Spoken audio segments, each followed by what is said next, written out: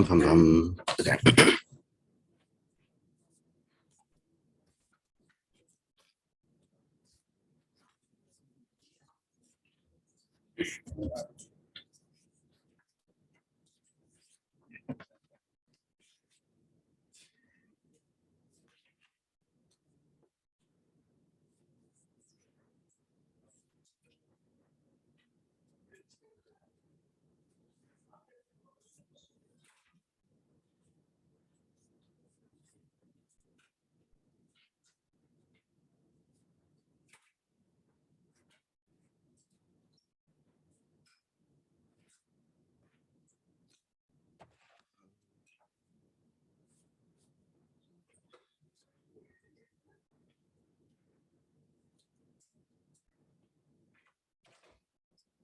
Howdy. Howdy.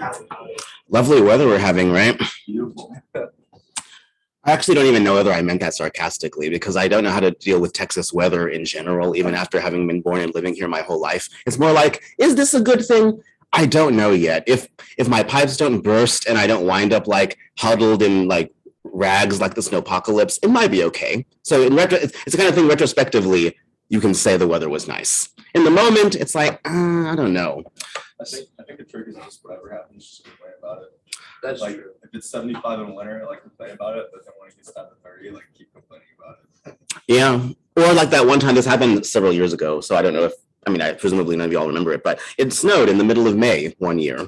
So I was like, okay, it was like the first time it snowed in this place in like 10 years. And now it's semi-regular, like, so whatever. How is this going to work? Usually the way this will work is that I will kind of engage in a weird sort of kind of awkward dialogue with myself in front of you all. So it's a little bit performative, but really it's just as things come up, I'll put them on the board. You can take notes however you want. I'm recording myself right now, so eventually you'll have access to this. But let's just dive in, because that's what I decided for us to do, right? I could have, maybe should have, arguably should have done a whole background and a whole like death by a PowerPoint on who this person is. But instead I thought I would just plunge you in. And I already have emails from people having existential crises. So let's just talk about the prologue. I guess, is that how you spell these things? Okay, I'm also really bad at spelling. So just as a sort of feeler, just throwing the feelers out there, you all have read the prologue. Oh, by the way, let's not avoid that. Just because I'm feeling like it may be possible, even though I think most of you were able to do the quizzes, which I don't, from the looks of it, were not too difficult. I just moved the deadline until the weekend. So if you didn't get a chance to do it, or you want to redo it, like, because I think you get a certain number of attempts. I don't know how many of you had to actually tried it more than once. But point is, I moved it a little bit. I finally am getting the pack stuff set up, but because that was not prepared this week, then I'll just sort of cancel this week's and then we'll start it up next week. Yeah. Okay. So unless, of course, I feel like fanciful and I have you guys do just like a little intro, then I'll make up some extra credit maybe. But the point is, don't worry about the pack for today. I will redo the schedule and syllabus and stuff to reflect those changes. But right, so how do you feel? We just read, so most of you probably read the prologue. How are we feeling? What impressions do we get? Let's just collect and gather. Yeah. It was like a lot. I was reading someone, like, I did a read along on YouTube, and that helped a lot. Oh, I didn't know that was a thing, or that's cool. I'll have to look into that. So, but a lot, that's definitely a good impression to get of Arendt for a first reading. So a lot, do you want to say more, or do you want to add like? I feel like there were like 8 different things she was trying to convey in like 6 pages. Like it's like there was like one paragraph about like the labor, and then there's one paragraph about Sputnik, and then there was one paragraph about like it was all over the place. Yeah, so there's another version of a lot. So not only probably like a lot in like, wow, I did not know I was finding into that, but also just literally a lot of moving pieces. Yeah. Well, I do my analysis of her reading. I kind of like gathered that like she's not really telling us what to do. She's just like there's like she talks about like 2 main things that are gonna happen, and that we should start thinking about them, or else we're gonna have our decision decided for us, and if we want that or not. She was like talking about how like human is like artificial in the nature, but we're trying to get rid of like the nature part, and do we want that? That's kind of what I took away from that. Yeah, interesting point. And I also just, since you guys, most of you, it looks like you guys did take the quizzes. Did any of you find that like them helpful in the sense of like, oh, like, or just relatively like, were they at least doable? Yeah. Okay. Okay. Again, that's very much the sort of level that I want to keep it at with regard to the online stuff. Because I really am not trying to fool or trick or haze you in any way. It's just like, okay, like sometimes she's the kind of person who it's good to read with someone, like you pointed out, which is like, are you reading the same thing I'm reading? Like, what's going on here? So hopefully that was helpful. So a lot of different kind of stuff. Other impressions or feels. What kind of feels did we get having read it? Like, apparently, I know that at least some people feel dread, but yeah. I think it was like pessimistic, but also like this state of optimism. It's like we can change, but then unless we change, it's sort of going to be this sort of complete outlook. Okay, yeah. So seems pessimistic, but maybe a little kernel of optimism in there. Other feels we got from. I kind of feel stupid reading. Like I feel like she's like significantly smarter than I am, and it's gonna take a lot to make it. Yeah, so a lot of people get that feeling, and for a lot of independent reasons, there are people who just don't really like her style or her work. She clearly knows a crap ton about philosophy, but she did not choose to identify herself as a philosopher, even though she was an academic. Eventually, she wasn't a professor of philosophy. She's the kind of person, there are certain kinds of people like that, right? In our lives, we might be one of them. I was certainly one of them, where from a young age, it's just like, oh, I want to know stuff. And then you start reading and you keep reading and you never stop reading. And by the time that you're writing this book, it's like, oh, wow, you know a lot. So definitely that is a very common impression. And low key, it's a little true. Like, I mean, it's not surprising that in a college level class, you're going to read someone who's significantly smarter than you, but that's not really the point of it, right? That's just something that you like, don't let that irritate you to the point of being like, I just don't want to read this because I don't want to face things I don't know, right? So let's just go paragraph by paragraph. She begins with this interesting talk about 1957. What happens in 1957? Right. And why is that so cool? Or why does that come up? The first time in space. Okay, so yeah, the first time humans, so to speak, make it. It's not like the moon landing or anything, but space with our technology, right? So and why is that? Again, why is that important from having read the prologue or moving forward, even into like the next paragraph? It begins, right? So this event, second in importance to no other, and that's an interesting claim, right? So this is apparently the thing which she thinks is most decisive and important for at least for us, maybe not necessarily in all of global history, but as a step for humankind, really, really big. But she says this event would have been greeted with unmitigated joy if it had not been for the uncomfortable military and political circumstances attending it.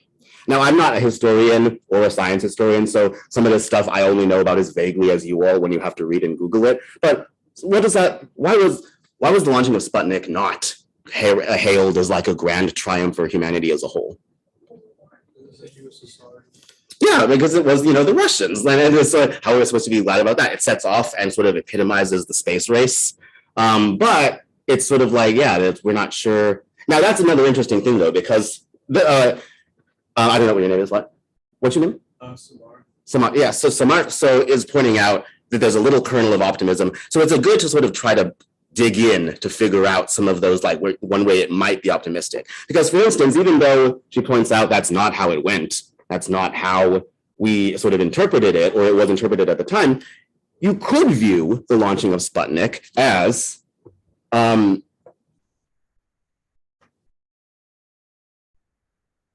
just going to keep reading it. That's somewhere. A lot of times I'll lose a thought and then just like, let's just keep reading and then we'll see what I was trying to say. But curiously enough, this joy was not triumphal. It was not pride or awe at the tremendousness of human power and mastery, which filled the hearts of men. So another way you could look at what happened with the launching of Sputnik is that humans can have pride and awe at the tremendousness of what we accomplished, right? That would be a positive way to look at what we, so to speak, did. Of course, there was the Russians, of course, there was the USSR, but if you think in her terms, like she often does, of the human as such, that could be a really cool thing. But instead of feeling that tremendous awe and joy of like, wow, look what we did, what was the sentiment that was expressed? Something like that, right? Yeah, like we're finally going to escape. Yeah. Now, why is that an odd thought to have when you've just launched an artificial satellite into the sky? Because I don't know, is it because you sort of view the place where you came from as like a negative thing? Yeah, like, so again, so if we're looking at the options, and of course there's probably more than two, but at least two that she's bringing up is, you could look at the launching of Sputnik and say like, whoa, humans have done something tremendous, and literally now something that we made is in the sky where the stars were or are, or where we used to think the gods lived. It's like we did something, but instead it's sort of like, well, now we can escape. And what she immediately then goes on to say, like, well, she points out that such feelings have been commonplace for some time, and what it shows is, what is odd about it is that, as she claims, the banality of the statement should not make us overlook how extraordinary, in fact, it was. For although Christians have spoken of the earth as a vale of tears, and philosophers have looked upon their body as a prison of mind or soul, nobody, she also, you'll notice this and you'll just have to get used to it, she also often makes these enormous claims. And in the moment, it's just like, yeah, I believe this is rhetorically convincing, I believe you. But is quite hyperbolic. But nevertheless, she's claiming here that nobody in the history of mankind has ever conceived of the earth as a prison for men's bodies or shown such eagerness to go literally from here to the moon. So you have the humans have this option of reacting to this thing that's happened as, wow, we've done something really great and tremendous. We're really happy about it. This signals, among other things, possibly great progress in something. But instead, it's almost like a sort of a weird, like, well, now we can escape. And the question is, when did we start thinking about this planet as a prison, right? Because the point she makes about Christianity and about philosophy is that historically, yeah, there have always been people who in some sense felt imprisoned, right? In traditional philosophy, at least in Greek philosophy, it was, in some traditions, really common to see the body as kind of the prison of your soul. And when you die, you're finally free and you can move on, and then or maybe you get trapped and you've been reincarnated a bunch, right? And in Christianity, clearly there's a sense in which traditionally, and again, she will always be referring back to these things because she was really well read both in philosophy and in theology. And although there is in a lot of religions, including Christianity, this sense of like, this isn't quite our real home necessarily, but at the same time, the fact, even if you don't regard the earth as sort of the final destiny or resting place of the human spirit or whatever, it's still rather odd to think that in all directions, I'm trapped on this planet, when in fact, this planet, for all we know, is the only place we've ever been, the only place we could survive easily. And so much for that we think of other planets in terms of whether we could make them like this one. And for some reason, at somewhere point along the way, which we have not yet fully seen, of course we're going to see, we stopped thinking of this place, this literal planet, as the home where we happen to live. And now with attending this kind of nervous Cold War space race sort of thing, increasingly, at least in her time, right? And this was written in like 1958, increasingly, rather than seeing the earth as the home of humanity, it's sort of like the prison. And maybe one day we'll escape, right? So that's why that is supposed to be a little odd. A way of, in choice of expression for being happy about what we did, it strikes us a little odd. Does that make sense to people? Yeah. Okay, I feel like the reporter's comments were like more about expanding outside of Earth, I feel like it's more analogous to when like the Europeans discovered America, they wanted to expand it. Right. Like, they didn't think of Europe as a person. Sure. I mean, and so that's a really good point. And I think that it's totally fair that one could say, because I mean, it's not as though the specific news article is cited, right? I think that it's definitely true that people just say things and don't always mean it in this sort of literal, like, okay, we really want to escape, right? I think you're absolutely right. The sort of spirit of adventure and exploration doesn't always require that you see where you're coming from as a bad thing, right? However, I mean, one of the things she points out is that the claim is that such feelings have been commonplace for some time. And one of the places we can see them, she thinks, is in, for instance, science fiction, where it's true, for a long time, people don't necessarily just go around thinking, yeah, the earth is a prison. I really wish we could get out, because that's not realistic for most of us. But if we look at our kind of science fiction sort of fantasies and what we all go to the movies for, how does that represent, and how does our kind of experience on Earth weigh? I think that's what is the point you make, but it's a really good point you make about maybe we shouldn't pry that deeply into a single sentence. We would need to see more. Does someone else have their hand up? Yeah, so just to expand on her idea of Earth being this prison, could you say that because of all these major religions, they sort of have held to be inside the Earth? So it's almost like you're trapped within the world itself, and you're unable to sort of ascend out of the planet. Also, like, I think Hinduism, you have the concept of infinite reincarnation, where you're just forever trapped if you're doing like bad things, and you can never really ascend. So would you almost say that those concepts are sort of indicative of her fear of sort of staying?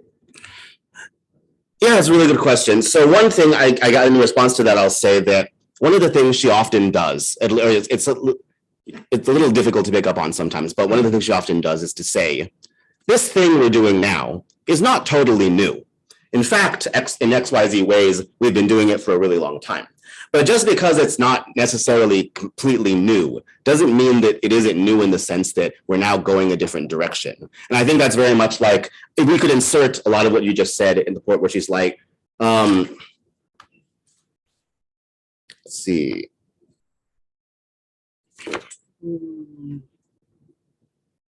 Right, I mean, the idea that for although Christians have spoken of the earth as available, blah, blah, blah, like in that part, you could add that humans have long had this idea of, and I don't know if we'll necessarily see by the end of this book, although we'll hope to see a lot, and maybe I'll talk about it at some point. But, hey, oh wow, okay, I should probably unlock this. That would not be fun. But very much what she regularly does is to point out that this thing has been around. So in a certain sense, we might be fooled into thinking this is just more of that. But of course, the point of the whole book is that things are different now for the reason that in the past, well, I'm not sure how about that we want to get on this. In the past, we didn't have the technology to make it happen. I mean, you could argue that certain sort of religious or spiritual practices are a kind of technology, like where it's like, okay, maybe we can finally ascend to the other planes, right? But at the same time, even within like all the religions I can think of, I happen to be a philosopher of religion, there's still a great importance laid on the earth, right? Even if you in some sense want to eventually go, like the earth is in some sense good, right? So I think to your point, there's lots of, I guess, precursors to this idea. But the fact that we now have the technology to do it, and not necessarily just in like a religious or spiritual context, but just a plainly scientific or technological one, that's going to be different for her, right? So let me see. So there's that, and then, so let's talk about, so the first couple of paragraphs, I guess there's three, talk about this whole, we went from, now we sort of have the ability to go to outer space, right? And remember, another thing to remind you about the possibilities for optimism is that, if I'm not mistaken, this was published. Yeah, so this was written in 1958, literally just a year after the Sputnik thing, right? And so it's kind of weird how, in a certain, like, this is at least my opinion, right? It's kind of weird how up to date this sounds, even though it's literally like almost 70 years old. Like she talks about stuff like automation, stuff we're still talking about, right? And at the same time, this is really old, right? So another interesting thing I guess to keep in mind is even though she often writes really presciently and gives the impression that she's talking about literally the cutting edge of what we're now involved in, a lot of the time she didn't know the details. She was just like, I'm pretty sure on the basis of the trends of how people are going and how people are thinking, this is where we'll wind up. And very frequently, distressingly frequently, she's right. But a lot of this is just really like spitballing it, right? So another thing to sort of keep in mind with trying to be optimistic about reading this is that this is surprisingly old. And even though like a lot of this stuff is sort of foretold or maybe like talked about, there's still, as someone pointed out, and as she points out, the possibility for change because we still don't know, kind of in a kind of cliche way what the future holds. But the important point will be that we certainly can't afford to just wait for it, right? Because it's always going on. These changes are going on. And if we just sort of wait until the future happens, then it's going to happen without us having participated actively in it, right? So the earth is the very quintessence of the human condition. What does that mean?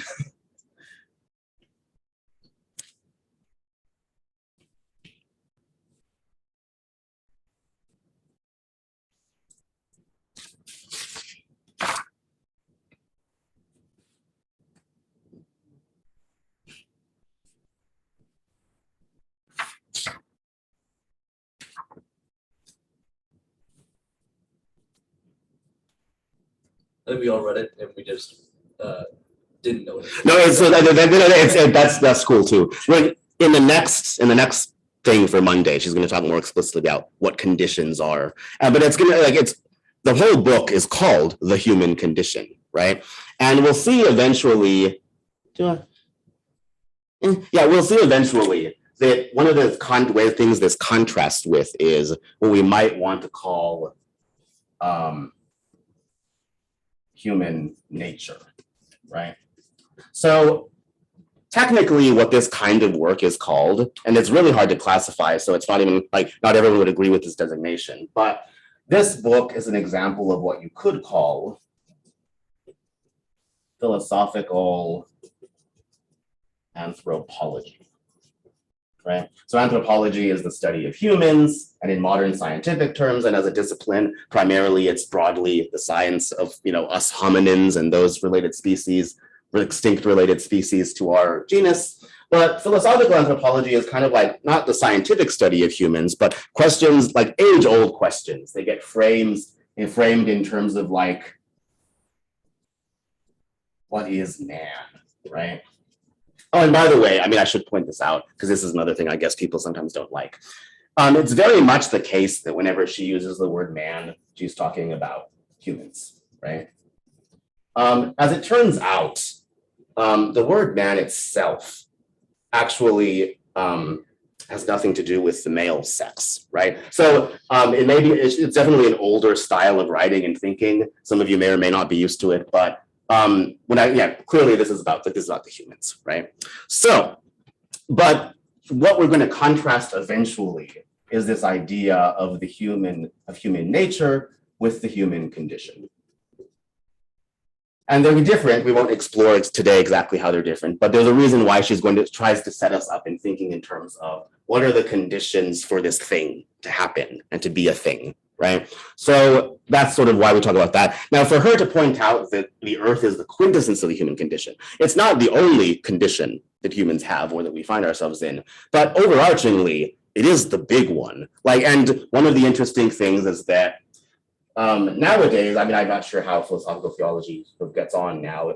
Some people don't really like doing it. But interestingly for her, we're going to see repeatedly that when we're asking what, we may not be able to answer the question about the deep nature, what in some sort of metaphysical sense is man. But if we look at the conditions under which humans have become what we are, then we have to sort of think about ourselves realistically as earthly creatures. Now, it's increasingly the case, I would guess, maybe, I don't know how much this has permeated the popular consciousness, but I don't know if you went around and asking, what makes people or humans? What are humans? I don't know if we just polled people on Military Walk, if it would occur right away to think about us primarily in our connection to the earth. But for her, that's really, really important, as we'll continue to constantly see. So let's see, what else can we get from this, right? So the earth is the very quintessence of the human condition, and earthly nature, for all we know, may be unique in the universe in providing human beings with a habitat in which they can move and breathe without effort and without artifice. The human artifice of the world separates human existence from all mere animal environment, but life itself is outside this artificial world. What did any of that make sense, or what might that mean? we're going to talk about life a little bit. And we also want to talk about world. This is the kind of thing, it may be good at periodic points as we're reading this to go back and reread the prologue, because as we read more of the sections in like the sort of laid out way, eventually it'll be like, oh yeah, those words mean that, that's what we're talking about, right?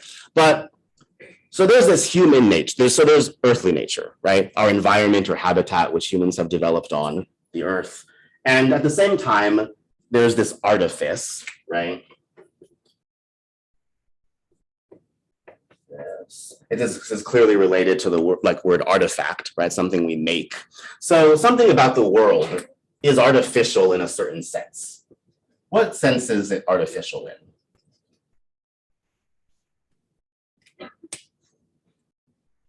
You guys think? The world that we made. Yeah, I mean, there's lots and lots of stuff. I think, I don't think I'd be making this up. Unless one of you has like an apple in your bag or something, chances are that everything in this room and every object in it, distinct from our bodies, is something that some human or some process started by humans at some point made, right? Your clothes were made in a factory, the tables were made in a factory, the carpet was made in a factory. In fact, I can't think of anything in there, again, barring the organic stuff that wasn't probably made in a factory. But there is a sense in which the world is artificial. But what kind of connotation does the word artificial have? Yeah, so there's, I mean, when we say artificial itself, it's as though it were contrasted with what? What would the contrast of artificial be? Yeah, that's a good point. Yeah, natural. Now, another interesting thing is that, depending on how you understand the word natural, it's not as though all this stuff is fake, right? Like this is a real podium and this is like a real marker, and yet it is something that we made. So one of the things she's drawing our attention to is that it's true that we have this habitat on the earth, but the world as we find it and experience it as humans is very much a human artifice, something that humans made. And we'll continue to see words like that pop up, contrasted with the natural. There's a sense in which what the world just is for Arendt is this human artifice, right? And it's always growing because we're always making new stuff. But what does that have to do? What's the connection? What does she mean when she says life itself is outside the artifice?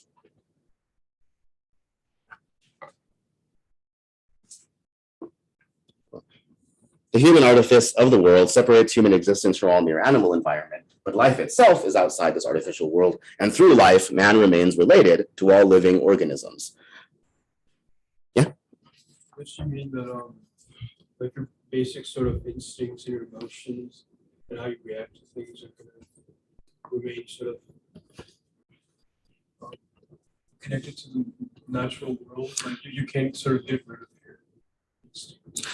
Instincts is an interesting way to put it. It might be that. There's definitely something which is still natural, even though it's within this artifice, yeah? Doesn't she talk about how life is a gift at one point? Yeah, we can talk about that, and that's going to be an important thing too. So I don't know when we end. Like, is it 11:10? Okay, so just something like at like 11-ish. Make sure that if I haven't already started talking about the gift, then we can talk about it. But yeah, so there's definitely the gift. We'll get to that. Yeah. Is it like, well, life still goes on separate from humans, right?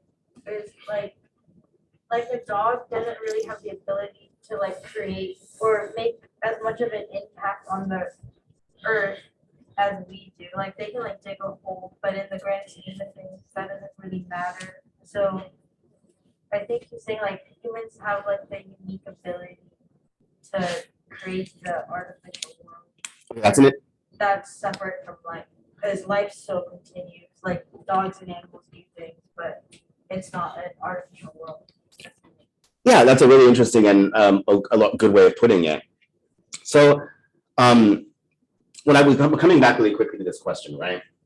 So one of the kinds of questions which humans have asked for a really long time, and which philosophers also have been involved in various ways since its beginnings, is the question of what makes us different from the animals, right? Like what, like, and you can see how that does sort of give rise to the question again, like what is the human, right? And how is it different from the other, various non-human animals, right? So it's tempting to think about that in terms of the question of a nature, right? And when I say that, I mean that we might want, if someone were to ask us what makes us different from the animals, it would be very tempting for historical reasons to begin to try to list all the things that we supposedly have or do that they don't, right?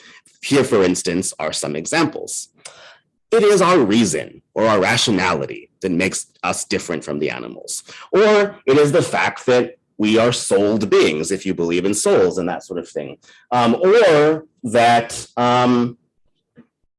those are really pretty regular, like the biggest common ones. But instead of answering the what, right, we can ask sort of like the how, what are the conditions which humans live in, and how does that both connect them with, but make them different from the rest of their surroundings? In the case of life, like you pointed out, I don't know your name, sorry, Mia? Okay, so like Mia pointed out, one of the things we just do, which is arguably natural to us as humans, is to make stuff, to create a kind of artificial world around us, because also that we kind of need it, right? We can't, like a great many other creatures, waltz around naked, especially because we live in Texas.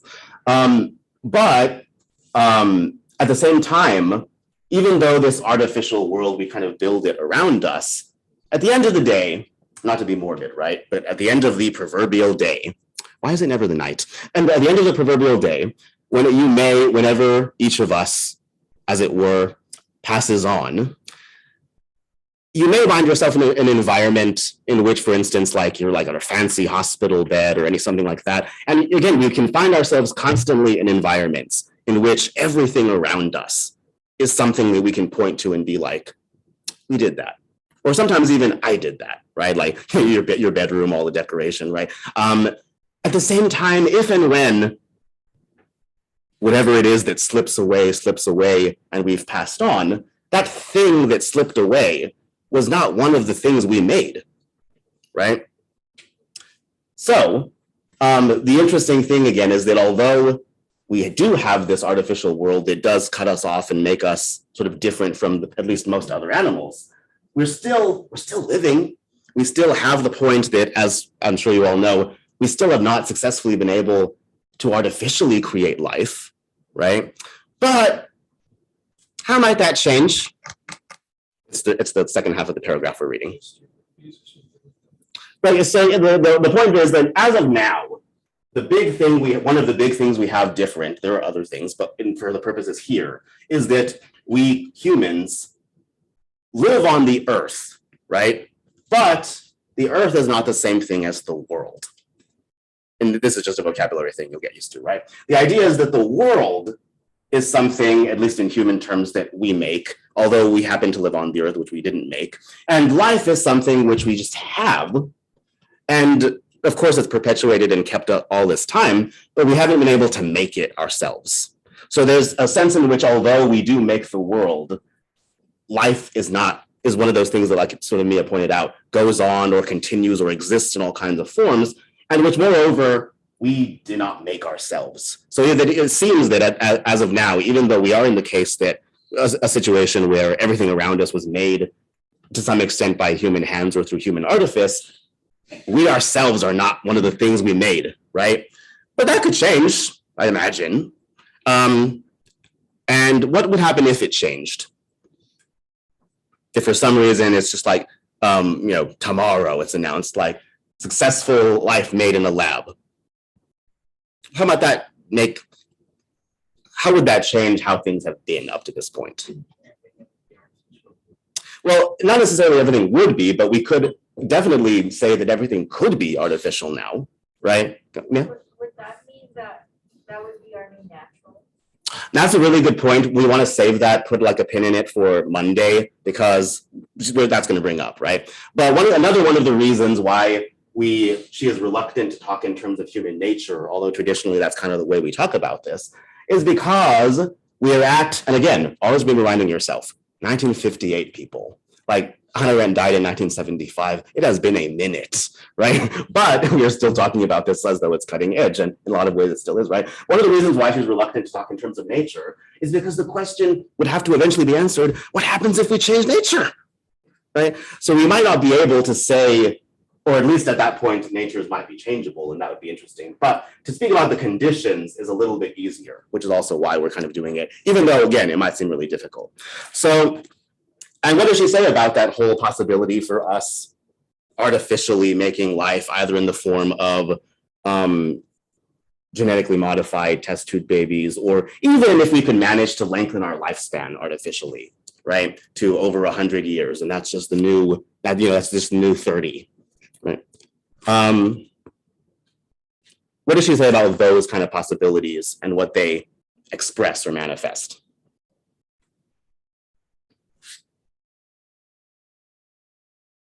Want to be away from the natural. Right. So on one hand, the Sputnik thing seems to be just purely about space. And to some extent it is. For her, one of the reasons why it's the most important thing that's happened up to this point is that, again, if we think of ourselves primarily as earthly creatures, we are now in a situation where again, not us. This is all kind of like, again, wherever the tech is now and however many decades it is. But the point is that we're moving in a direction where we won't necessarily be earthly anymore. And if we're not earthly anymore, that would be really, the very least, this is not a very informative thing to say, but things would be really, really different. Again, on Monday, we'll talk in the reading about whether that would mean we were not human anymore.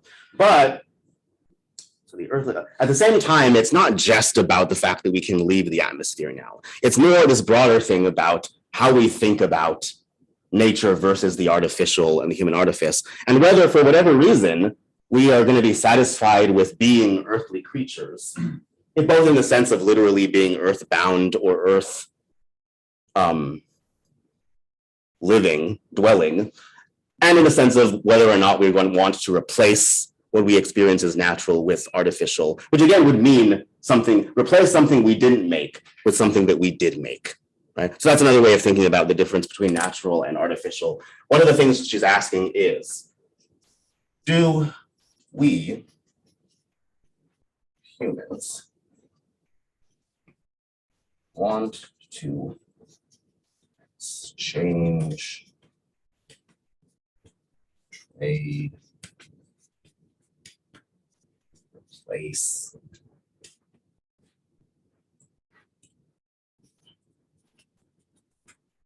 something didn't make?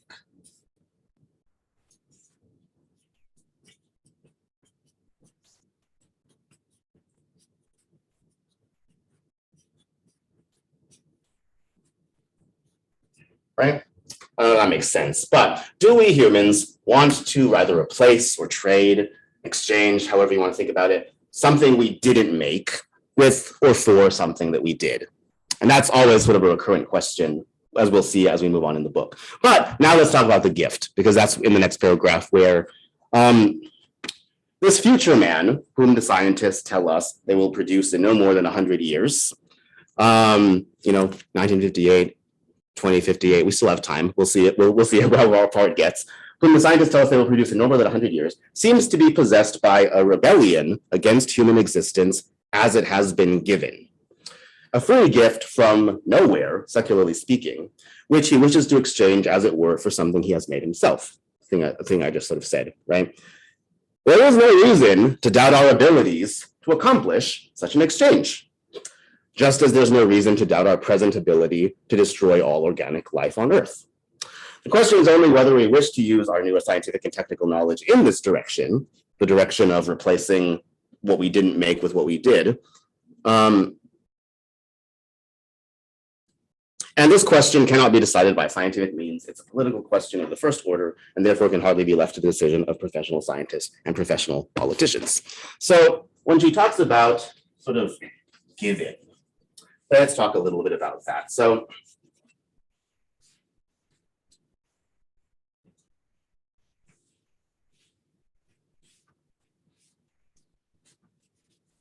what, really quickly, does it mean to take something for granted? What does that mean? I think in this sense, if you take it for granted, then I guess because of human nature, you're always gonna find a way to like rebel against it. So if you take then like nature for granted, let's say, then you'll sort of find a way to sort of rebel against it using technology to separate yourself. I actually see this happening now with technology itself, where people sort of view technology as almost natural. And for some people, like they sort of rebel by going into nature now. If you've seen like those like YouTube videos where it's like they sort of leave technology behind to live in like a forest or something. So it's like nature becomes essentially non-nature, and nature is technology itself now, and you're sort of rebelling against the nature of technology by going into the nature. That makes sense. I think that makes a good deal of sense. So it's true. I think definitely that when you take something for granted, it's also possible that there's a sort of reactive nature to it, right? Which is what you're sort of characterizing as rebellion. I don't know if it always involves rebellion, but that's definitely a good starting point with like the whole trait of like, the kinds of people who like are minimalist and are going to live in tiny houses, like, and not have indoor plumbing and like that all that glamorous life. Yeah, person. Yeah, I was just taking it for granted. I mean, to not give it the appreciation or respect it deserves. Yeah, that's definitely often how we use it in terms of like, if someone says, oh, you're taking me for granted, often that is an accusation and not just a description, right? So I think it's definitely true that, as Preston pointed out and as Samar pointed out, that there's a reactive nature to if we ever get to the point of saying, I really took X for granted, or someone says to you, like, oh, you took this thing for granted. I want you to think about it in a really literal way, which you might often not realize is impossible with like this sort of expression. And that is that if you take something for granted, then you also, another way of saying that is that you take it, or even in a certain sense experience it, as given, right? Now, last I checked, gifts just don't give themselves, right? So taking something for granted, or taking it or just assuming it as given, can produce in some people the question, who's giving this, right? Where did it come from? Now, might seem a little abstract. I have like all of 9 minutes in which to do it, but we're going to try to do this, right? So I'll give you an example, a non-English example, and so you can kind of see how it becomes a little bit weird, right? If you want to say, there is something over there, right? There is something over there, right? In German, we would say this, just the first part, right? When we want to say there is, es gibt, right? I don't know if any of you are studying German or whatever. I have to because my dissertation involves it. But so es gibt, though, doesn't literally mean, so I mean, how would we say this, right? Es gibt, well, yeah, so es gibt doesn't literally mean there is, right? Like es doesn't mean there and gibt doesn't mean is, right? Es gibt literally means it gives, right? And so literally, although it's kind of weird, if I wanted to say something like, there's chicken in the fridge, right? Es gibt Hähnchen in den Kühlschrank. It's almost as if I'm saying, it gives that there's chicken in the fridge, right? And what is the it? What is the there? Well, another thing, in English, one way we sometimes express this, or when we get acquainted with the it that's giving, sometimes when we say, it's raining, what is the it that's raining? It's tempting to think this, but I promise you it's not the sky. So what's raining? When I say it's sunny outside, what's sunny? Why don't I just say the sun's out? Would be your experience. Yeah, so what this gets to at least within our the Western philosophical tradition and a lot of European style languages, is that we all are experiencing stuff right now, right? Unless, I mean, even if you are surprisingly and well concealingly on drugs, you're having an experience, right? And so, but we just happen, given that we're having experiences all the time, to take as given, as the baseline, our experience, right? And that's why it's easy to take your experience for granted, because literally it's as though your experience is just given to you. Like when you wake up in the morning and you regain consciousness and your eyes flutter open and you're either stressed because there's an alarm going off or whatever you do, you're clearly not making this up, right? I mean, I know there's lots of anxiety about whether or not we're in the matrix and whether this could possibly be a simulation. And there are lots of very smart and very dumb people weighing in on it. But when you really think about how you experience, most of all this, the fact that there's like a sweatered small gentleman in front of you waving his arms and talking, you're clearly not making that up. Like, who of you would make, if you could make up your experience as you were going, who of you would make me up? Like, this is like, okay, I'm going to do it. I'm going to plug into the experience machine and or like shoot some like simulation into my brain. Let's do contemporary moral issues with David Anderson, right? That's not what I would choose to just make myself experience, right? Which is also probably why it's a good thing that I can't make myself experience things. But we take our experience as given. And so there's both an element in, now there's a kind of weird thing about this, right? It's true that we just happen to usually experience it as given. And so as a result, we can take it for granted. But we are taking it for granted, right? We're not completely passive either. We may not be able to help our experience, but there's kind of an element of taking nevertheless, right? Because when we act on our experience and we just kind of have to, it's almost like we're in a first-person shooter, right? Or with a VR headset. It's like we're still nevertheless moving in the world, and by acting and by interacting with others, with interacting with what we take for granted, there's still an element of like us taking it, right? But so the reason why I drag us through all of that is because when we think about the gift, of course, as I mentioned, when we think about a gift as a thing, like as an object, then it is tempting to, we can then ask like, well, where did the gift come from, right? And quite obviously, again, since she was talking about how we've differed and changed over time, particularly from venerable and ancient antiquity to what she'll call the modern world and age, naturally, the first kind of thing one might think is, oh, God gave us this, right? That's kind of what's involved in talking about and thinking about life as a gift. So there is that sense in which people can take the sense of gift. And that's why she sort of parentheses says, but at the same time, when she says parentheses, for secularly speaking, it's as though it comes from nowhere, right? She's already, as we'll find out later on, not trying to do theology or anything or talk about whether this really is a gift from somebody called God or anything, but that as we experience it, whether or not it came from God or wherever this thing sort of our experience came from, we're kind of stuck with it. Because as you'll find and as we'll continue to proceed, you really just can't get away from your experience. You can close your eyes. I mean, there are various ways of trying to shut it out. But insofar as you are constantly, I mean, with the sole exception of things like when you're sleeping, which even then you often are experiencing things, right? But the fact that we just start off, just, again, think about it in terms of when you wake up in the morning. You don't normally have to ask yourself, like, why did I wake up today? Like, how is it possible that I woke up today? It's just something you do. And you've done it 365, sometimes 366 days a year since the day you were born. And you just keep doing it. And no matter how much you may, so to speak, take, no matter how much you go through, no matter how much you experience, it seems, for all practical intents and purposes, there's no end at all in sight to what you can experience.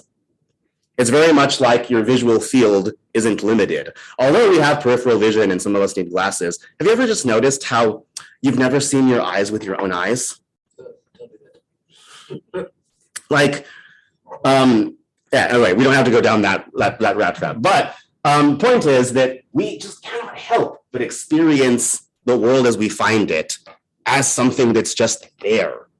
And in as much as we didn't make it up, we're not currently like just fantasizing it. It's like, where did all this cool stuff come from? There's just a whole world out there. You could cut down some trees, you could build a house, you could do Little House on the Prairie style, like you could go to college, you could get a degree, like you could meet the one and then be happy and all of that. Like there just seems no end in sight. And where does it all come from? Like where does all this experience come from? We're not going to answer that question, but the point is the fact that that question makes sense, maybe a little bit to some of you. I'm not expressing it very well, but the fact that it makes sense is kind of what we mean when we talk about we take something for granted, namely always usually the baseline of our experience and our history and all of that. But to say that we experience it as given also just means that we don't really have an explanation for it, right? One of the most expedient explanations for those who can avail themselves of this is precisely being like, there's just a world here. God or the gods made it. But even if you believe that, in our experience, it's as though this stuff just comes from nowhere. And so, same thing with life, right? Since we have not managed to create it yet, it's one of the baseline things which is just there. Like we don't know, we can't imagine what a lifeless universe would be like because we're not a lifeless. And for us, life is just a constant thing there. Nobody doubts, or like even if we have another, snowpocalypse or something, nobody doubts that the sun's going to come up tomorrow, no matter how dark it is at midnight. And nobody doubts, no matter how harsh the winter is, that little green things are still going to poke up eventually, right? But in as much as we take all this for granted, it is very much to say that we don't know where this stuff is coming from. It's just happening to us. The biggest task in our life, for most of us anyway, is to just make sense of it and to maybe kind of be peaceful with it by the time you die. But in terms of figuring it out, like where this endless procession of experiences and this seemingly endless abundant life that surrounds us all around, it's kind of miraculous. It feels miraculous. So we're out of time for today, but we'll talk more on Monday. Keep reading and let me know if you have issues or things like that. Thank you.